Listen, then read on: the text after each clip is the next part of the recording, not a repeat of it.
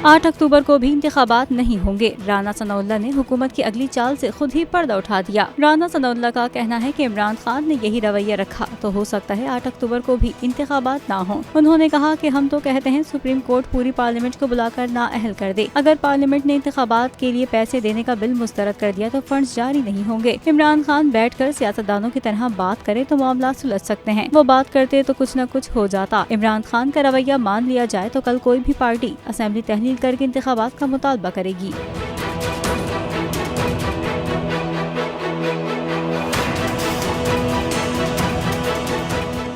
तो नजर आ रहा है सामने लिखा हुआ है जुल्म मिटने के लिए 2 चीजों से मिटेगा भाई। एक अदल की कुर्सी पे जो लोग बैठते हैं ना, वो अदल के हिसाब से फैसले करने लगे।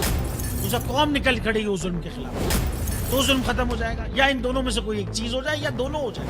अगर 420 का मुकदमा था, उस वक्त अदलिया में जो लोग बैठे हुए केस देख रहे थे वो पूछते ना यार चीट हुआ कौन है। जब उनको दिखता कोई चीट नहीं हुआ, केस खत्म कर देते। तो जालिम जुल्म कर ही नहीं पाता। 9 जजेस ने नोट बिफोर किया मेरे केस को यार, 1.5 साल चला। शख्सी जमानत का केस, सेम केस इस्लामाबाद में कर दिया। एक ही इल्जाम पे 2 केस हो नहीं सकते भाई। मतलब 60 दिन का वक्त होता है। 102 दिन के बाद मैं जीत गया, केस बरी हो गया। 102 दिन के बाद अपील फाइल की, एक्सेप्ट कर ली। नहीं करते ना एक्सेप्ट, खत्म हो जाता ना जुल्म यार। भरी अदालत में मुझे बरी कर दिया, फिर पता नहीं क्या हुआ 2.5 घंटे बाद का नोट बिफोर। मैं नहीं सुनता ये केस, खड़े रहते अपने फैसले, मिट जाता जुल्म।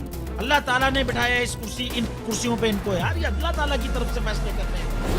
तो या तो ये फैसले आएंगे, जुल्म मिट जाएगा, या कौम खड़ी हो जाएगी जुल्म के खिलाफ।